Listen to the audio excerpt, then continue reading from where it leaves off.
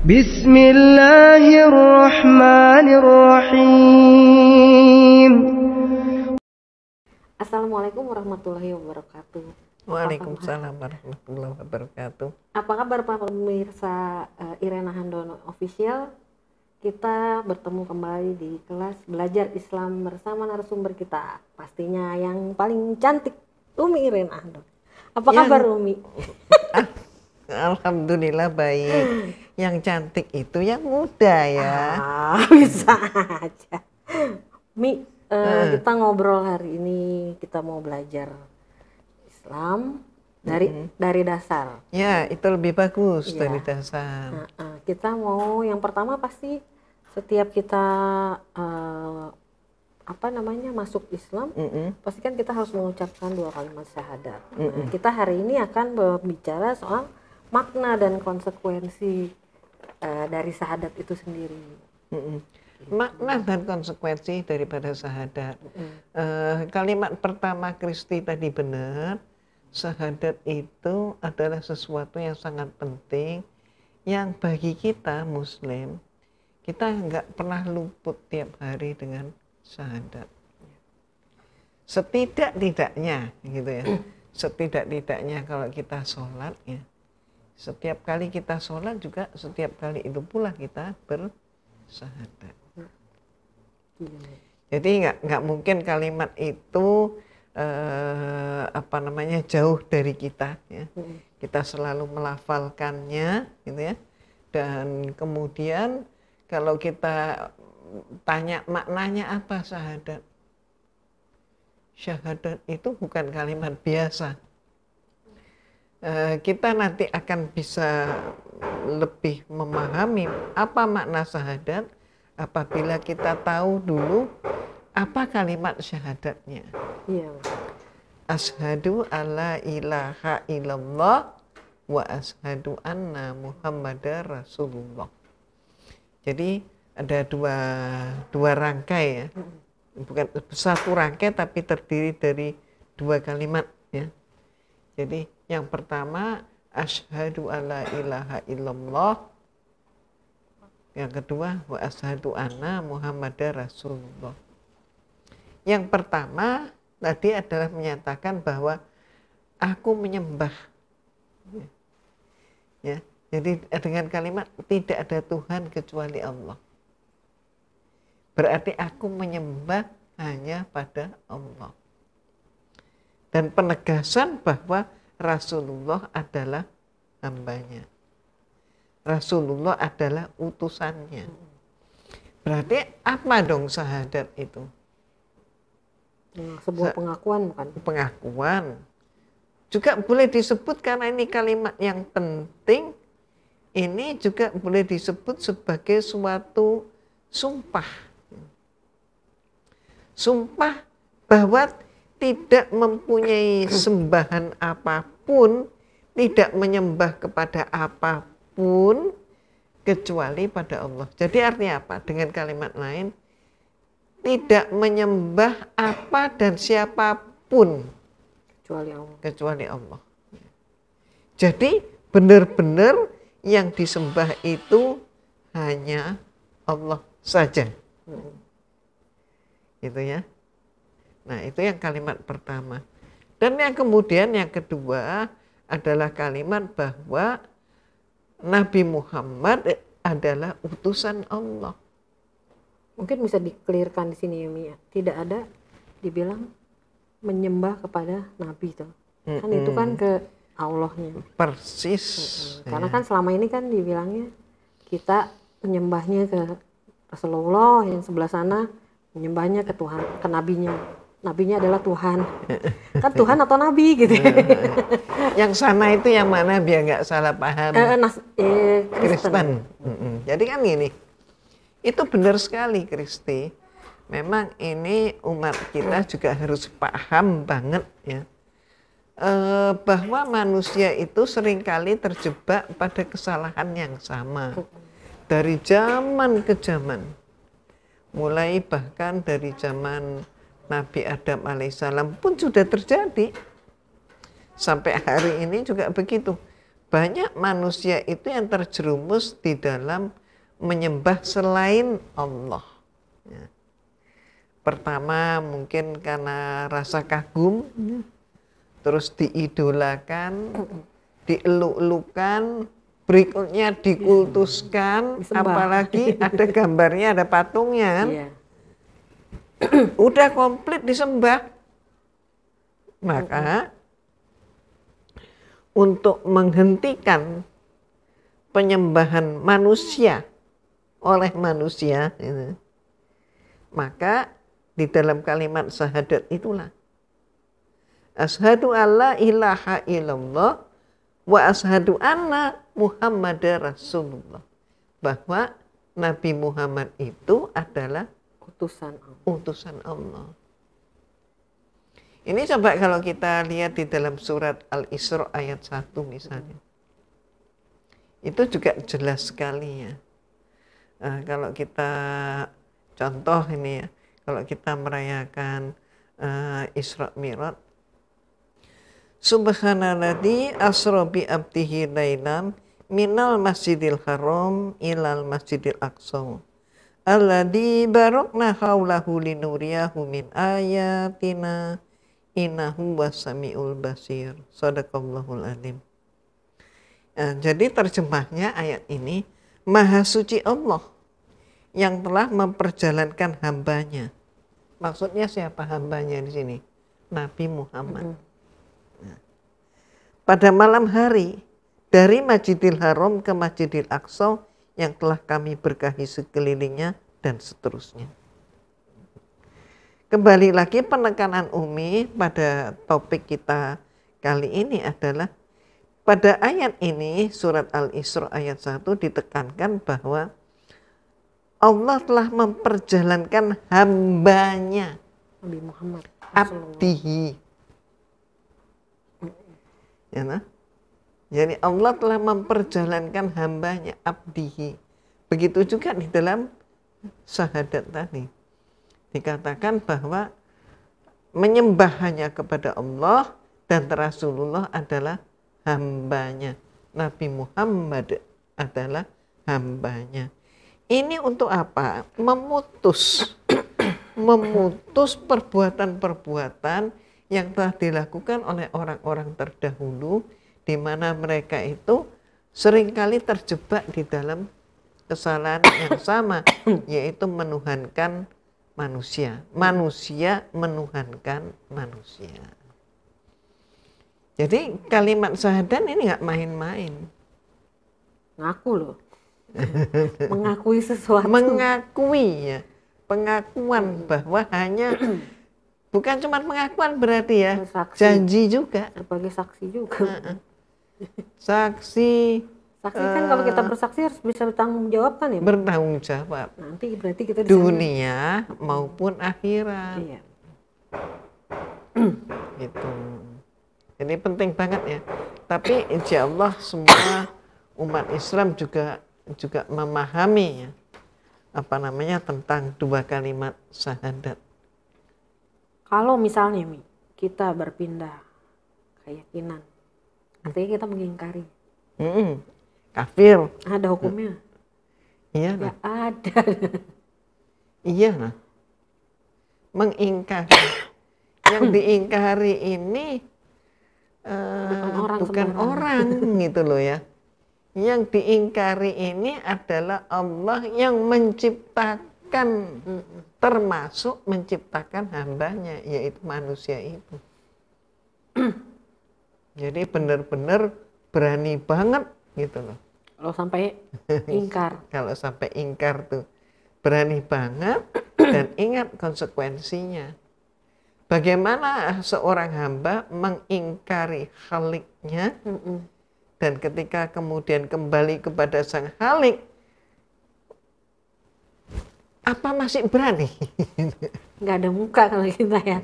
Kalau manusia aja nggak ada muka. Iya. Nah ini mau lari kemana? Mau lari kemana? Iya. Oke, lanjut ya Mi. Kalimat ini katanya turun di mana sih Mi? Dikisahkan diturunkan di mana? Ya, ya seperti kita ketahui ketika Rasulullah itu mulai dakwah, kalimat ini merupakan pembuka syiar Islam yang pertama kali itu. 13 tahun masa pembinaan sahabat itu di Mekah. Demikian pentingnya kalimat syahadat, maka fokusnya adalah bagaimana kalimat ini betul-betul bisa dipahami, bisa dimengerti, dan kemudian juga mewarnai kehidupan umat pada saat itu. Demikian penting. Berapa? 13 tahun itu ya, di Mekah. Untuk merumuskan kata-katanya.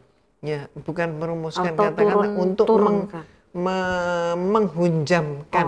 Nah, untuk memahamkan, menghunjamkan, sehingga betul-betul umat Islam di dalam hati, pikiran maupun perbuatannya itu mencerminkan kalimat syahadat itu, bahwa benar-benar dia menyembah itu bukan nyembah harta. Benar-benar dia menyembah itu bukan menyembah pangkat, bukan menyembah manusia yang dia kagumi, bukan menyembah yang lain-lain. Hanya satu aja yang dia sembah, Allah. Yaitu hanya menyembah kepada Allah. Walaupun di situ ditulis ya, sekali lagi kita garis bawah ini, bukan menyembah tapi mengakui bahwa Muhammad adalah Rasulullah. Muhammad adalah Rasulullah. Ini dua kali nih kita ngomong ini. Muhammad adalah Rasulullah. Muhammad adalah hamba Allah, Rasulnya Allah. Jadi yang menunjuk beliau, Nabi Muhammad, itu adalah Allah. Iya, bukan. Jadi bukan Tuhan, gitu ya. Sementara di tempat lain kan kita tahu nih, awalnya Nabi diproses jadi Tuhan. Orangnya sendiri ngaku nggak dia Tuhan? Ya orangnya sendiri nggak bakal mau. Iya. Orangnya sendiri kalau ada itu nggak bakal mau. Jadi pada waktu penuhanan itu kan memang tidak ada. Sudah lewat masanya. Udah lewat masanya. Berapa Mi? 300 tahun 325. Tahun 325 Masehi. Baru diangkat. Di istilah Umi dilantik. Oh, dilantik. Dilantik jadi Tuhan. Gitu ya, Mi. Jadi abad keempat loh ya. Ya. Seru Mi, makin seru Mi, makin seru. Berarti wahyu yang turun ini adalah turun di Mekah ya? Di Mekah. Karena kan Nabi Muhammad sedang belajar di Mekah sama murid-muridnya waktu. Ya. Yang tadi siar itu kan, dimulai siar. Siarnya itu, jadi Rasulullah itu lahirnya kan di Mekah. Ya. Pertama kali mendapatkan wahyu Allah itu juga di Mekah. Ya. Jadi kemudian siarnya sebagai Nabi Allah juga dimulainya di Mekah. Setelah dari Mekah, barulah di Madinah. Jadi pembinaan sahabat berarti kembali lagi kita ketahui, yaitu awal pembinaan sahabat itu dibina dulu tauhidnya, dibina dulu benar-benar sampai paham makna daripada kalimat syahadat. La ilaha illallah Muhammadar Rasulullah. Nah, itu yang paling penting ya. Ya. Kalau definisi dari syahadatnya itu apa sih, Mi? Tadi sudah kita sebutkan kan Umi di depan. Tapi ini kan ada definisinya. Tadi kan artinya. Ya. Jadi kalau kita mengucapkan kalimat asyhadu. Jadi yang dimaksudkan apa? Saya bersyahadat, saya mengaku, saya berjanji, saya bersumpah, gitu ya. Saya bersaksi.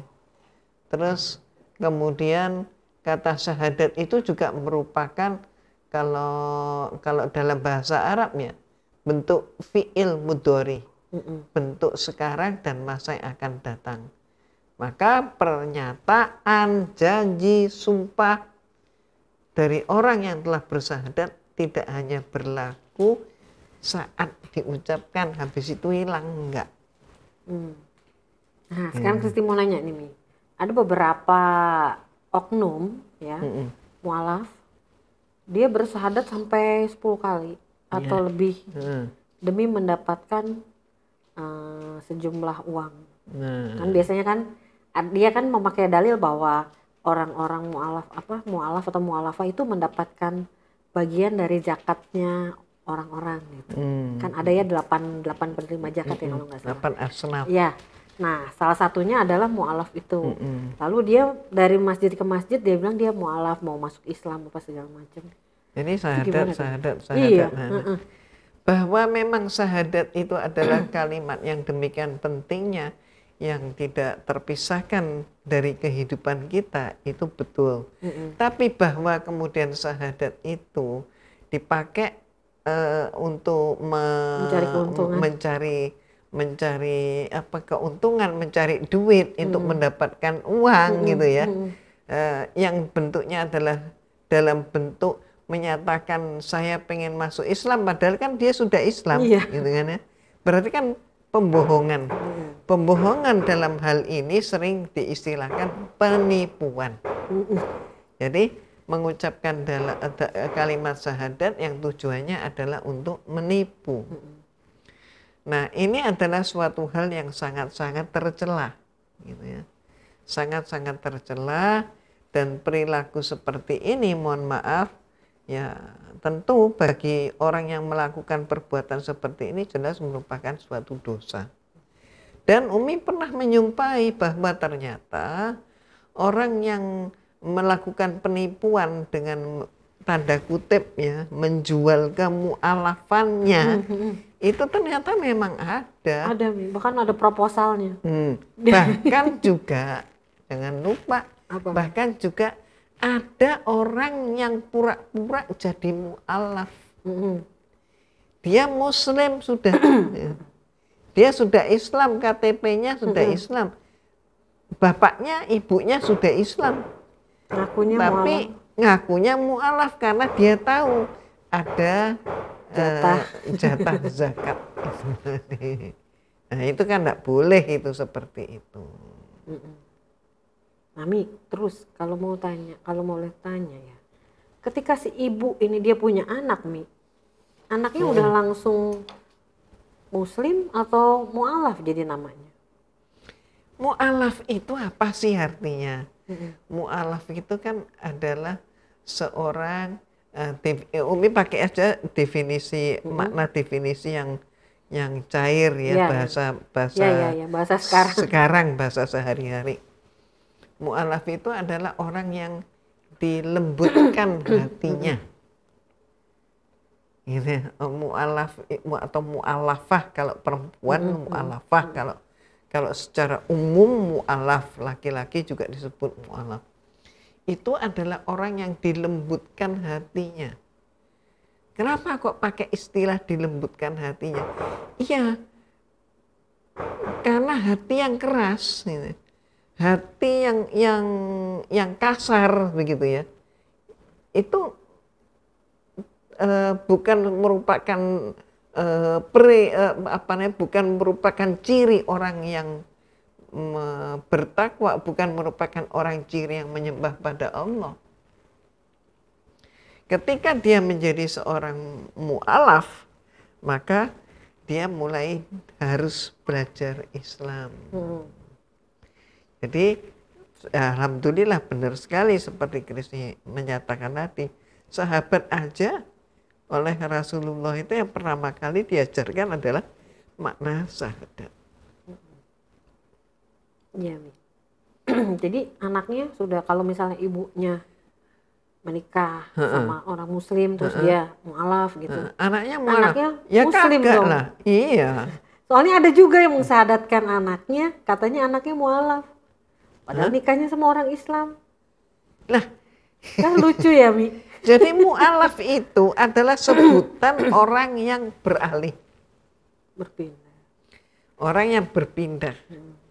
Dari kekafiran menuju hidayah. Iya. Nah, fase ini tidak berlaku selama-lamanya. Fase ini adalah fase sementara. Ketika dia masih mempelajari Islam, gitu ya, maka dia mu'alaf. Tapi setelah hatinya mengenal Islam, menerima Islam, hatinya jadi lembut, gitu ya, maka selesai sudah. Muslimah. Muslimah. Bukan lagi sebagai mu'alaf.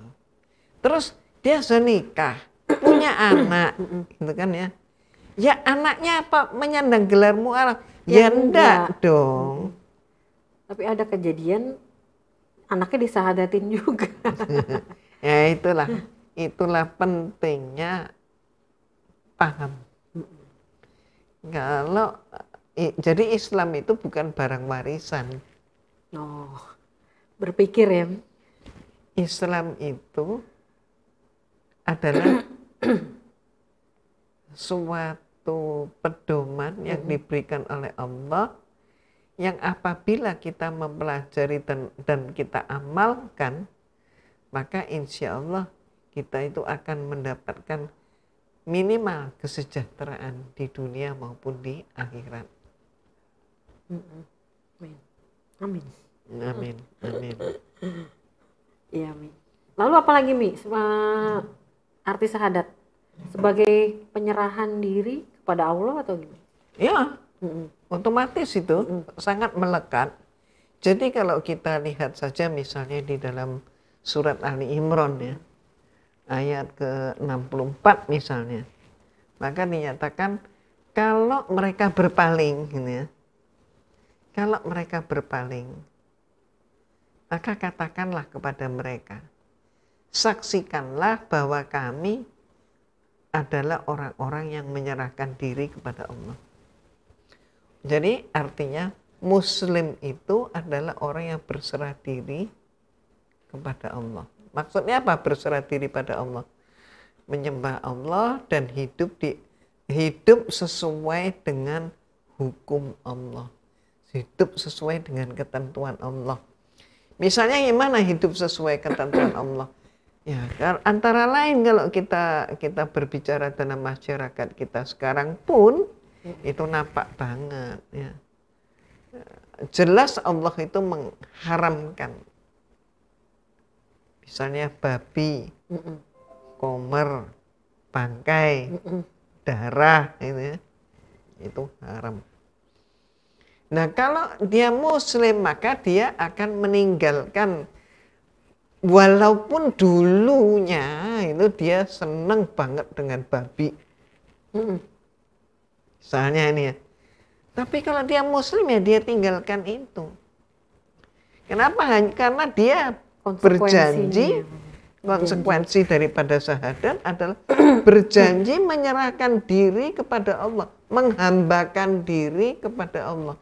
Maka kalau dalam kalimat sholat kan menyatakan sesungguhnya hidupku matiku hanya untukmu ya Allah. Nah, terus Mi, kalau kayak zaman dulu tuh kan ada Abu Jahal, Abu Lahab, itu kan orang-orang Quraisy ya, kalau iya. Mereka kan tahu itu sebenarnya Allah itu ada. Kenapa mereka nggak mau syahadat? Itulah. Jadi mereka ini nggak mau syahadat berarti nggak mau apa? Nggak mau berserah diri. Tidak mau menyatakan bahwa dia itu adalah, atau tidak mau menghayati bahwa dia ini adalah hambanya Allah. Jadi berarti dia beranggapan kalau dia ini menjadi Islam, wah berarti dia rugi. Ruginya kenapa? Ya berarti dia kurang pengaruhnya. Terkalahkan misalnya oleh Rasulullah sebagai seorang nabi. Dia nggak mau. Gitu.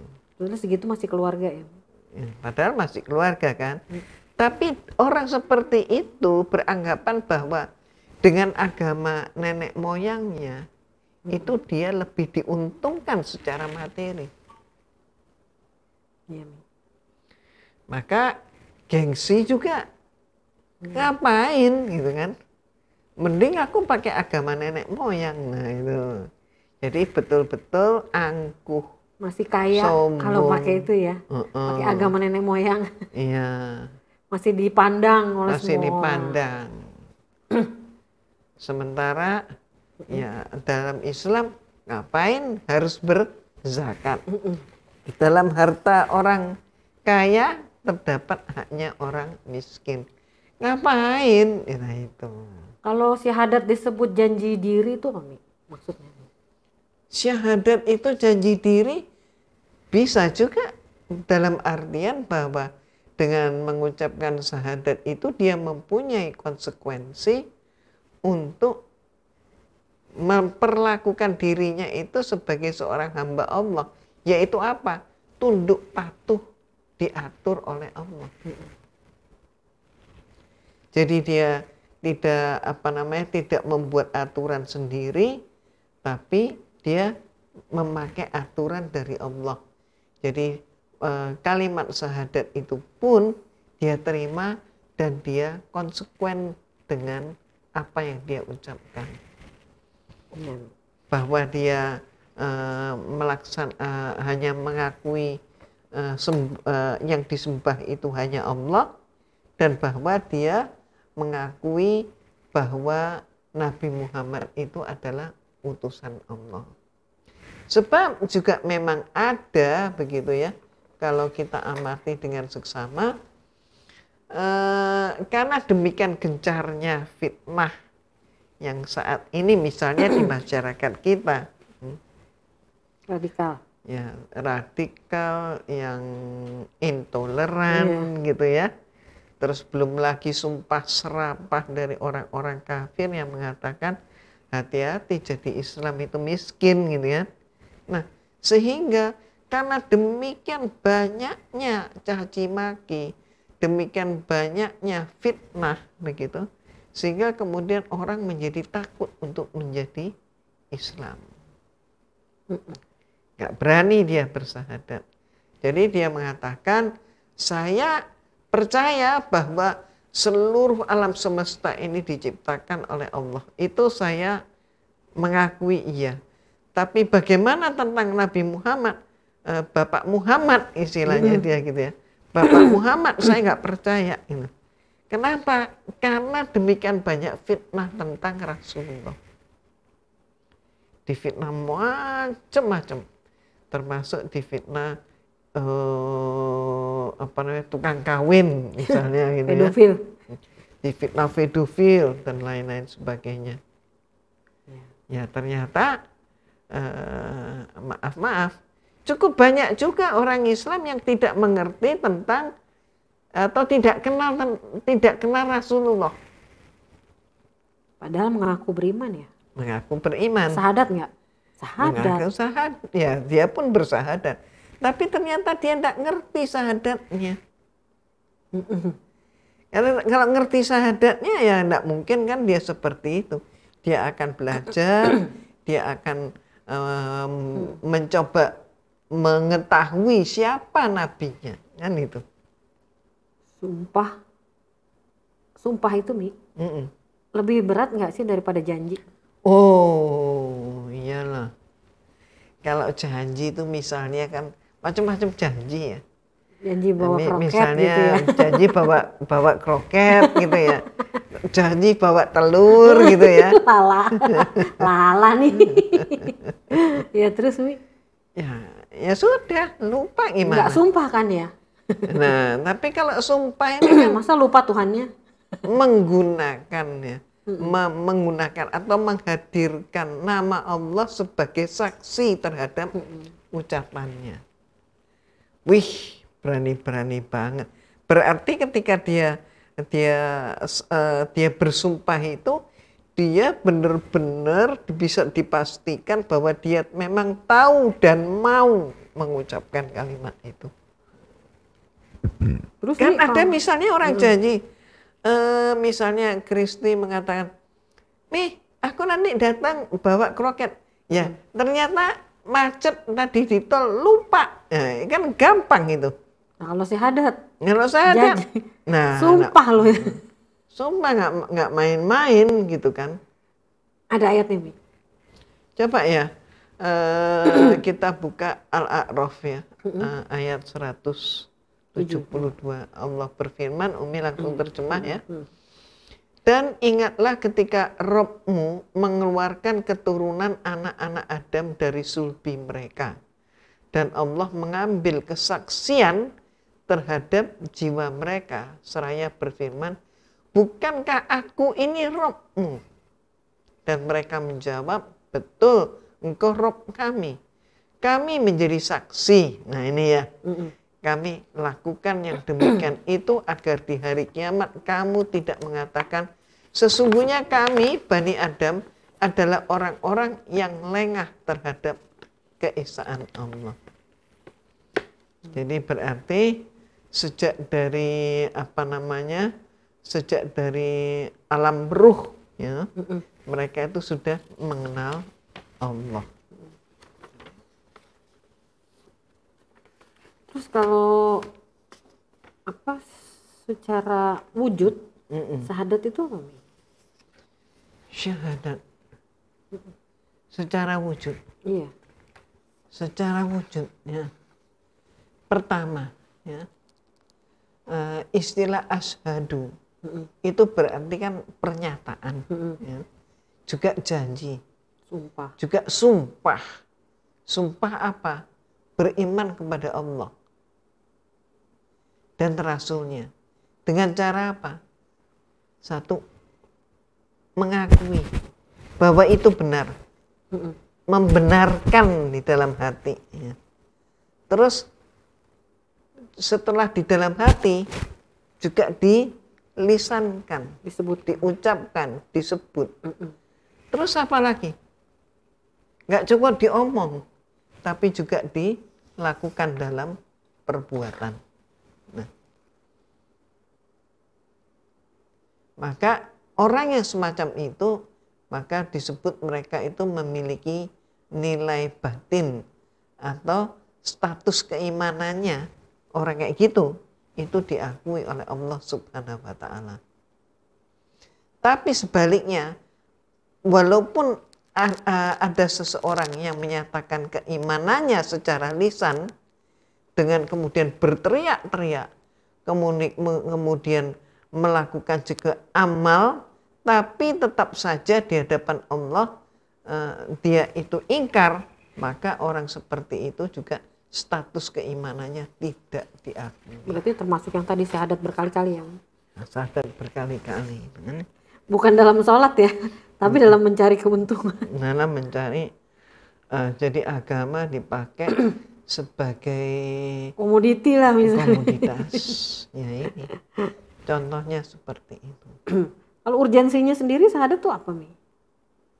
Syahadat itu adalah pintu masuk ke dalam, kalau kita ini ya umpamakan ya, pintu masuk dalam bangunan atau dalam rumah Islam. Jadi syahadat itu adalah pintu masuk dalam Islam. Jadi untuk memasuki kehidupan yang Islami, maksudnya itu ya, masuk dalam kehidupan yang Islami harus dilalui syahadat dulu. Ini yang pertama. Ya. Jadi nggak main-main. Amalan pertama dilakukan oleh kalau syahadat ya, berarti kan kafir. Orang kafir gitu ya. Amalan yang pertama kali dilakukan oleh seorang kafir ketika masuk Islam ya, mengucapkan 2 kalimat syahadat. Ayo, nggak boleh marah dibilang kafir. Kemarin kan kita udah jelasin kan. Kafir itu apa? Kafir. Iya. Jadi masih ingat lah ya. Iya, harusnya pemirsa masih ingat. Kita udah pernah bahas kan mengenai kafir itu apa? Kafir. Kafir. Iya. Ingkar. Ingkar. Orang yang ingkar menjadi orang yang mengakui. Begitu ya. Nah, oke. Kalau hal itu dilakukan, insya Allah dia akan mendapatkan Islam. Kalau mendapatkan Islam dan dia taat, maka dia akan mendapatkan kesejahteraan dunia maupun akhirat. Lalu Mi, urgensi syahadat di dalam inti ajaran Islam itu apa, Mi? Ya, oke, kita lihat bagaimana konsep ibadah. terus konsep akhlak, terus syariat. Semuanya itu mengacu pada kalimat syahadat. Ketika seorang muslim melakukan ibadah, kemudian ia merealisasikan janji yang terdapat dalam kalimat syahadat. Dalam segala aspek, bisa ekonomi, bisa dalam aspek politik, ya, bisa aspek kehidupan sosial. Semuanya itu dijalankan selaras dengan kalimat asyhadu alla ilaha illallah wa asyhadu anna muhammadar rasulullah. Maka kalau itu dilakukan jelas, maka dia akan mendapatkan ridha Allah. Ya. Yang bagaimana dengan orang-orang yang mencari agama selain Islam itu Mi, yang di surat mana Mi ya? Ali Imran ya Mi? Ya, Ali Imran 85 ya. Dalam surat Ali Imran ayat 85, ayatnya terjemahnya begini. Barang siapa mencari agama selain Islam, gitu ya, maka sekali-kali tidaklah akan diterima agama itu dari dirinya, dan dia di akhirat termasuk orang yang rugi. Rugi nggak menikmati jannah. Ya. Kehidupan di akhirat itu adalah kehidupan abadi. Kalau kehidupan kita sekarang ini adalah kehidupan dunia. Di dunia kan kita ini sementara. Tapi setelah kita ini hidup di dunia yang sementara ini, cepat atau lambat, mau ataupun nggak mau, kita itu akan berakhir dan masuk ke alam keabadian. Nah, akhirat itulah yang abadi. Jadi jangan sampai misalnya seorang itu sengsara di dunia, sengsara pula di akhirat. Nah, kalau begitu Kristi mau tanya Mi, ini kan banyak nih orang-orang di luar Islam yang berbondong-bondong memberikan sumbangan, mendirikan masjid, memberangkatkan orang-orang umroh gitu. Itu sebenarnya amalannya diterima nggak sih Mi? Dapat pahala nggak sih Mi? Istilahnya kalau bagi orang yang itu kan namanya memudahkan, ya, memudahkan ibadah orang, gitu. Memudahkan ibadah orang. Ya, dia memudahkan ibadah orang, terus yang dia terima apa? Ini loh. Jadi gampangannya itu ya. Ini orang misalnya bukan orang Islam, dia baik, dia dermawan, gitu kan ya. Terus sampai memberangkatkan umroh. Apa yang diterima oleh dia? Yang diterima oleh dia adalah ucapan terima kasih. Mungkin kalau orang itu suatu ketika yang memberi itu tadi kesulitan, maka dia akan balas budi kalau dia mampu. Itu yang dia terima. Berarti kebaikan di dunia. Antar manusia menerima kebahagiaan itu di dunia. Allah memberikan kebahagiaan di dunia misalnya gitu, atau memberikan jalan keluar mungkin pada saat dia ada masalah. Tapi kalau di akhirat ya nggak dapat apa-apa. Nggak dapat apa-apa. Kenapa? Lu kalau begitu Allah nggak adil. Adil kuncinya banget. Tadi belum dibuka. Ya, kuncinya belum dibuka, itu yang pertama. Kedua, bagaimana dia mau berdekat-dekatan atau masuk menikmati rumah yang terkunci itu tadi ya. Bagaimana dia mau menjadi penghuni rumah yang dia ingkari, itu loh. Iya, percuma ya Mi. Ya nggak percuma juga sih memudahkan orang lain, cuman ya pintunya di sana nggak bisa dibuka karena kuncinya nggak dibawa. Nggak dibawa. Gitu. Malah dia ingkar kan. Itu. Ada di surat An-Nur sih Mi Kristi bacain ya ininya ya. Gimana? Dan orang-orang yang kafir, amal-amal mereka laksana fata morgana di tanah yang datar, disangka air oleh orang-orang yang dahaga, tetapi bila didatangi air itu dia tidak mendapati sesuatu apapun. Iya. Surat An-Nur ayatnya yang ke-39. Ayat 39. Cuma bayangan. Ada air gitu ya. Ternyata kosong. Pasir. Gitu. Ternyata ternyata akhirnya di tempat lain lagi. Ya. Jadi kan rugi banget ya. Kalau makna al-ilah apa? Satu lagi. Kenapa? Makna al-ilah itu apa artinya, Mi? Sesuatu yang paling dicintai, sehingga kita rela mengorbankan apa saja untuk mendapatkan ridhonya. Atau sesuatu yang membuat kita tenang ketika mengingatnya. Atau sesuatu yang membuat kita gelisah jika jauh darinya. Kalau dekat, enak, tenang. Kalau jauh, gelisah. Sesuatu hal, baik materi maupun imaterial, bisa menjadi ilah kita. Contohnya apa, Mi? Ada. Sesuatu hal, baik materi ya. Misalnya ini, hawa nafsu. Terus harta. Ya, tahta. Keluarga bisa nggak, Mi? Keluarga bisa juga. Gimana itu, Mi? Kan dia mau ngaji gitu ya. Terus saya mau ngurusin anak saya, jadi saya nggak bisa ngaji. Nah, itu namanya gimana, Mi? Nah itu. Akhirnya semua pengajian akhirnya nggak jadi gitu gara-gara dia satu mau cuma mengurus anak. Mengurus anak dan seolah-olah anak ini melebihi segala-galanya. Iya. Seorang suami karena cinta sama anak maka nggak mau pergi keluar rumah, nggak mau, tapi maunya dekat terus dengan anak itu. Padahal suami mempunyai kewajiban untuk memberikan nafkah kepada keluarganya. Seorang istri karena demikian cinta pada suaminya, gitu ya, sampai suaminya mau pergi dia cemas. Padahal itu mau pergi kerja tuh, nggak boleh juga. Nah ini termasuk. Termasuk seperti itu. Kalau misalnya mohon maaf pacaran gitu ya, pacaran gaya now gitu ya, itu anak generasi apa, Mi? Generasi pelangi.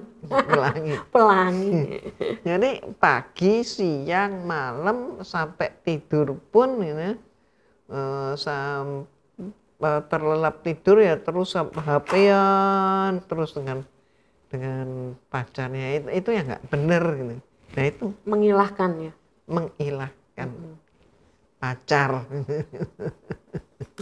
Ada lagi, Mi, yang paling di atas itu ada lagi nggak, Mi? Ada yang menyandingkan ilah-ilah itu tadi, ya harta, ya tahta, ya keluarga, ya pacar, ya apa ini ya, dengan Allah Subhanahu wa Ta'ala. Mereka menyintai ilah selain Allah. Itu sama bahkan kadang melebihi cintanya kepada Allah. Gimana? Gimana tuh? Itu kita lihat. Lingkar dong namanya itu. Itu kita lihat dalam surat Al-Baqarah ayat 165. Disitulah Allah berfirman, dan di antara manusia ada orang-orang yang menyembah tandingan-tandingan selain Allah. Mereka menyintainya, tandingan-tandingan itu, mereka menyintainya sebagaimana mereka menyintai Allah. Nah, adapun orang-orang yang beriman amat sangat cintanya kepada Allah. Nah, jadi kalau jelas itu bukan orang beriman. Karena kalau dia orang beriman, ya cintanya pada Allah. Tapi kalau mereka tadi itu yang mempunyai Tuhan-Tuhan selain Allah, ya cintanya kepada itu tadi. Tadi kan udah wujudnya, udah definisinya. Sekarang makna la ilaha illallah itu apa, Mi? Ya, la ilaha illallah. Mohon maaf, seringkali kalimat ini kalau seseorang sedang cemas dia ucapkan. Kalimat ini kalau sedang takut dia ucapkan.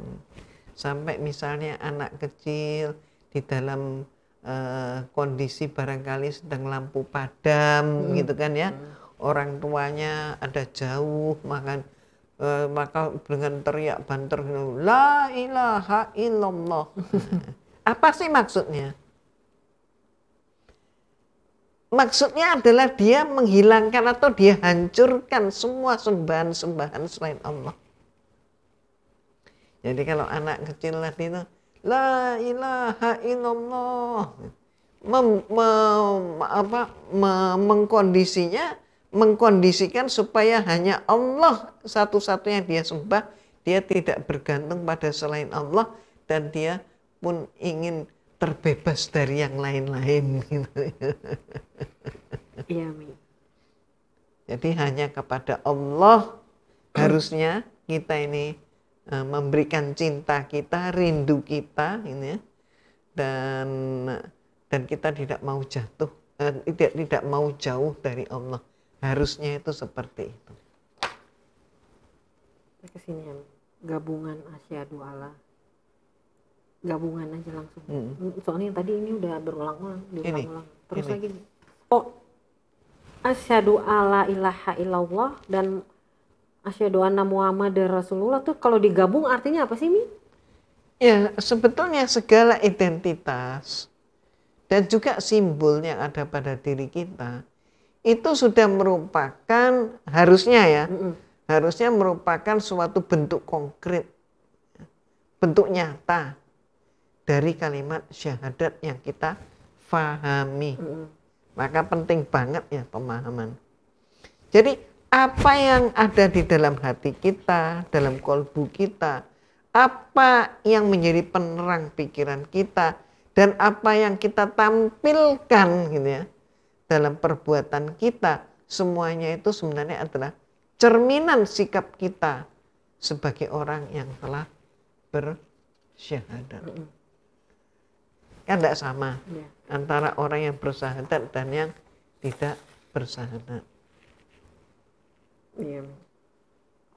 Ada lagi ya? Ya, jadi kalau kita perdalam lagi, sebetulnya kalimat syahadat yang sering kita ucapkan ya, tidak mungkin ada satu hari tanpa kalimat syahadat. Setiap kali sholat kita pun selalu memperbaiki diri menjadi pegangan dalam bertindak dan bertutur kata. Ia tidak hanya semata-mata pengulangan ucapan, namun kalimat syahadat adalah peneguh keimanan dan pembimbing langkah kita dalam kehidupan. Ini kalimat yang akan membawa kita mendapatkan surganya Allah. Nah, Mi, gimana sih dambaan hidup seorang muslimah yang pengen banget dapat ridho dari Allah tuh harus gimana? Ya, bagi mereka hanya ada satu dambaan hidup. Yang harusnya yang paling didambakan dan selalu dimohonkan adalah mohonlah ridho Allah. Setiap langkah, setiap gerak, ya, dengan kesucian, kebersihan yang selalu diupayakan, termasuk dalam lisan dan perbuatan kita, hati juga. Jadi ini semua butuh latihan. Bagaimana menselaraskan antara pikiran, hati, pikiran, perasaan, gitu ya, lisan dan perbuatan. Ini dibuat selaras. Ini memang perjuangan. Tapi ya memang itulah, nggak ada segala sesuatu itu yang mendadak menjadi suatu yang komplit, suatu yang indah, terpadu, itu nggak ada. Semua itu membutuhkan pelatihan.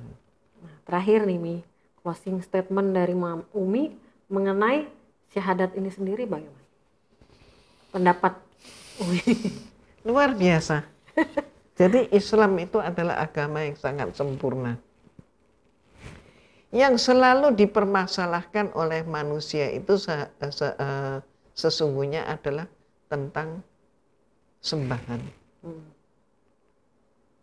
Dan Islam itu menyatakan di awal, di depan itu dikatakan bahwa tidak ada apapun yang berhak disembah selain Dia. Dia siapa? Allah. Allah itu seperti apa? Nah, maka bisa dilihat di dalam surat ada lukisannya. Nah, jadi kalau Kristi menyebut ada lukisannya, nah, kenapa dalam Islam itu nggak boleh ada lukisan, nggak boleh ada patung? Kenapa? Karena Allah kita ini tidak ada yang bisa menyamai Dia. Kembali lagi ke zat, ya. Maka disebut zat. Nah itu. Jadi kalau bisa dipatungin kan berarti apa bedanya sama aja. Digambar, khayal itu semua. Makanya dalam Islam satu kosakata yang Kristi sebut tadi, zat. Zat itu hanya ada dalam kamus Islam. Bukan zat cair, zat gas, bukan bukan itu. Zat padat. Oke Umi, terima kasih untuk penjelasannya. Pemirsa, kita akhiri perbincangan kita belajar agama Islam hari ini. Billahi taufiq wal hidayah. Semoga kita semua mendapat manfaat dari pembicaraan kita hari ini. Wassalamualaikum warahmatullahi wabarakatuh. Waalaikumsalam warahmatullahi wabarakatuh. Alhamdulillah. Minum dulu.